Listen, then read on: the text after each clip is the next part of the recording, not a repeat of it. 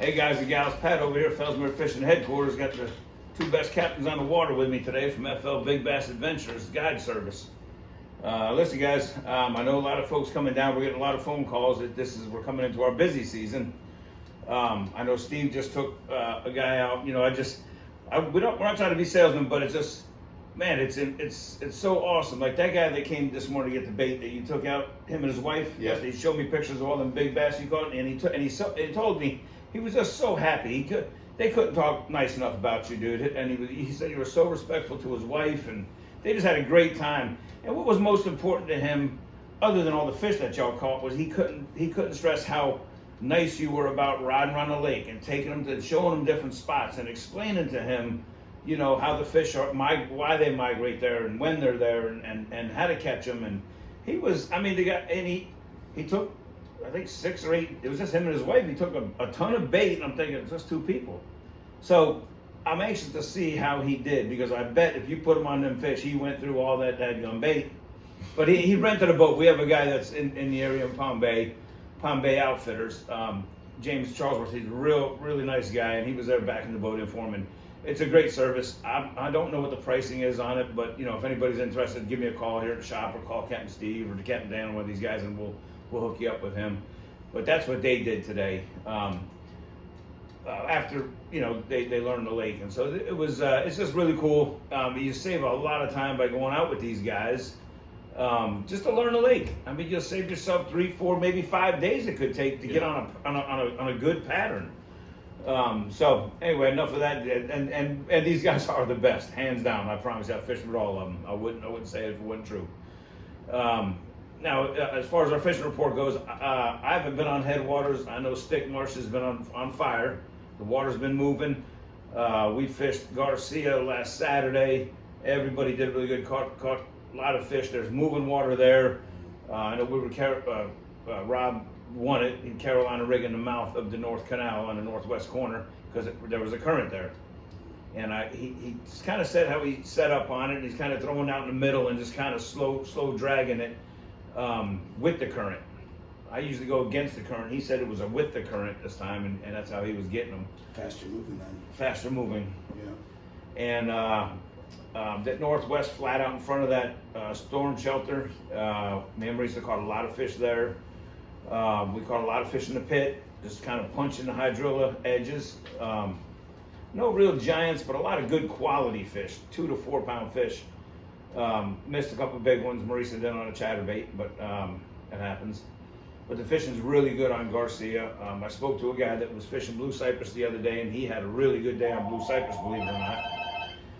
So those 2 lakes are really doing good, and that's all I know about, other than Headwaters. These guys are doing good. What about it, Steve? Well, Tracy and Jen yesterday, you know, the folks that you were referring to earlier, man, they're great folks. Oh man, I love fishing with them. Once again, the lady in the boat outfished the guy. I got to throw it out there. So ladies, you know, every time, you know, ladies, get down here and go fishing, because I'm going to tell you, you guys are going to catch them too. So, you know, more often than not, when you have a man and a woman in a boat, the lady either catches the most or the biggest, and or both. Usually both. Yeah. And there's usually a get in the back or get in the front, somewhere in the middle of all that. Yeah. So that was a great trip. That was fantastic. I love those trips. Great folks, great folks, and just fun to be around. We had a lot of laughs. But today I fished Stick Marsh. We fished some of the moving water of Stick Marsh. Tomorrow or the next day could be different, but while I was there this morning, they closed all the water off. So the gate's closed and the pipe is closed. So no more moving water in the southeast corner. Ditch 13 was not running today. So I would say this week we're looking at a lot of nice weather. They've moved a bunch of water. They were moving a ton of water there for a minute. They had the gate so open you could see under it. So today? This morning, yeah. So it's been like that now for several days. So we caught them. I had Tom Jackson and his son Cody out today. We caught a ton of fish today. I don't like talking about lost fish, but I lost a giant fish at the boat. At least other people got to see it. Tom caught a nice one, about 6 pounds. Roland and his party, they were fishing just right next to us pretty much. And we were all catching them. Everybody was catching fish. And it was just great. And I know Roland was catching them on a Carolina rig and shiners.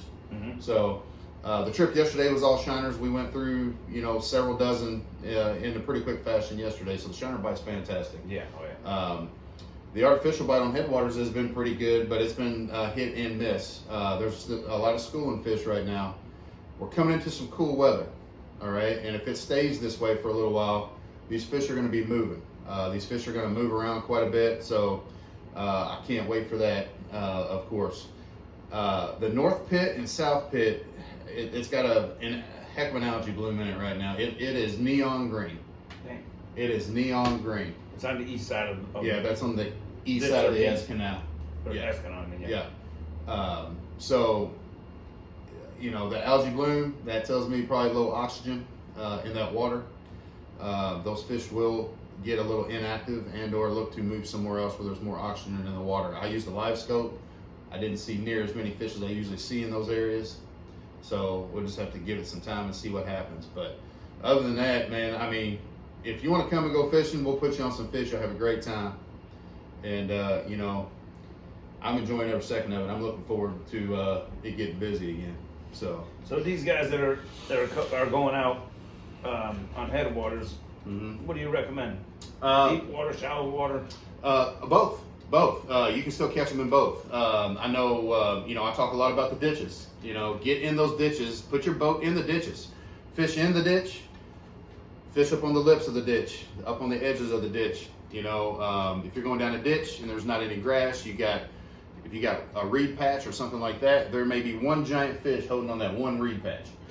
Chatterbait, spinnerbait, Cinco, bass assassin, tap out worm. I've been using the heck out of those here lately.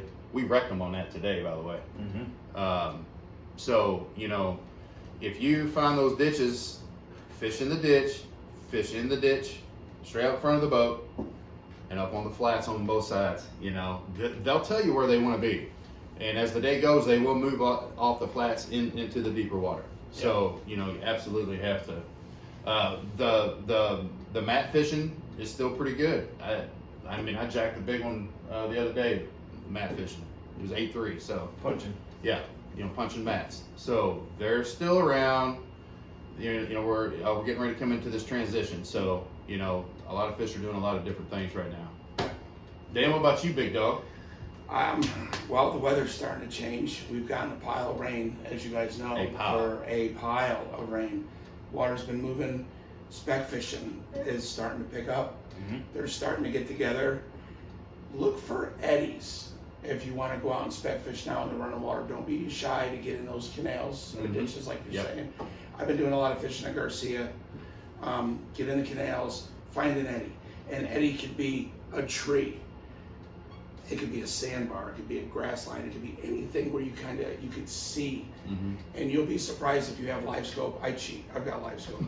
And you see them and you can concentrate on them. Now it's a good time to pull, not troll. Pull. Let the wind blow the boat, use the trolling motor to kind of hold the boat, hit straight where you need to. 10, 15 feet of line, and just pull the jig along the grass lines. That's working good when the water is not running. When the water is running, minnows, live bait right over top of them, long ACC. The ACC has a 15-foot, it's called a scope and stick. It takes maybe a minute or two to get used to that big pole to put your minnow on it, but you can put it right down, right to them, wham. Any kind of an eddy, I'm telling you, when you see them, you'll see the specks. Not huge schools yet, but you'll see them more so than, like on the Pit of Garcia, they kind of scattered in August. Right. Now you're starting to see 20, 30 of them together, and they're always on an eddy. And I'll give you another secret.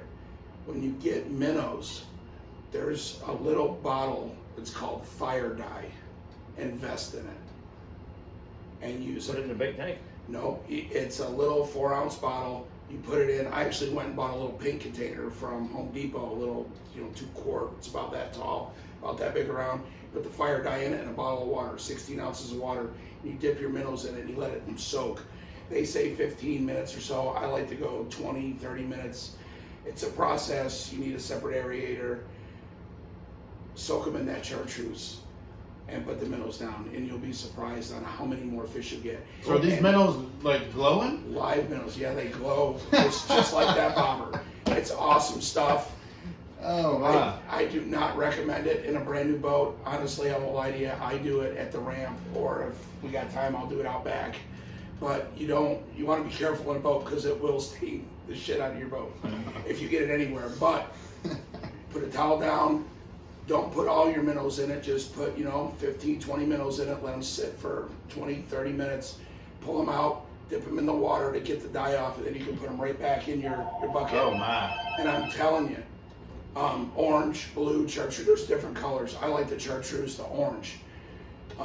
Back in the day when we were kids, you were allowed to go fish in the ponds or whatever. You said, how fast did it take that goldfish to get hit? Oh, not long. So when you get on the specks, you can catch them with regular minnows, but when they slow down, if you start using those dye minnows, it's as soon as it hits, no bobber, just drop it right down, and they come right up and grab it. It's awesome. Nice.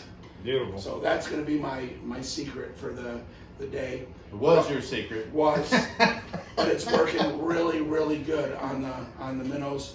And also, I know they shut the water down in the stick marsh. There's water moving somewhere right now because we've gotten so much rain. They might have shut the lock down. Garcia's going to fill back up. They're going to open it again. It's going to happen. Look for eddies on the moving water.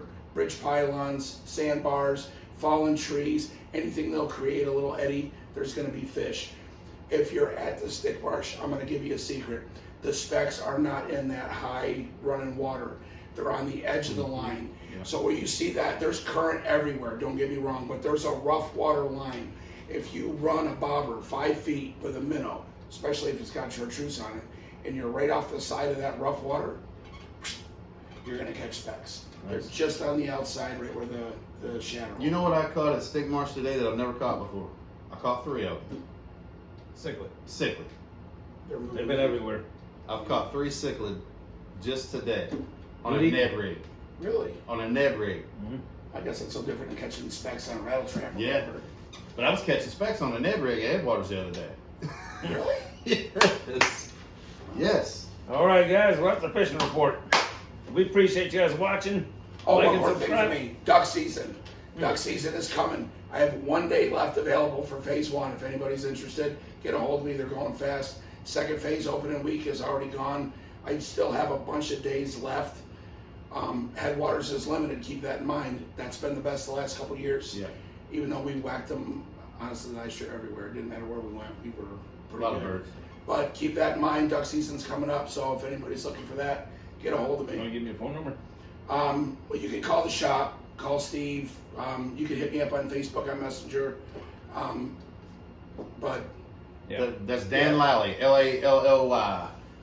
so And it's coming. you can also get us at FL Big Bass Adventures. You can get a hold of us. We'll get your information to Dan. Dan will be calling you. We'll take care of all that. We'll get you lined up. Yeah. And check us out though, flbigbassadventures.com. Dates are filling up for the fall and the winter. They are. So if you think you might be coming and think that you might want to hire one of us for a day, give us a shout. We'll talk about it and see what the days are looking like as of right now. So, but just give us a shout. Yeah. Either way, speck, bass, duck, we'll definitely take care of you. Yep, absolutely. Thanks, guys. Thank you. Smith.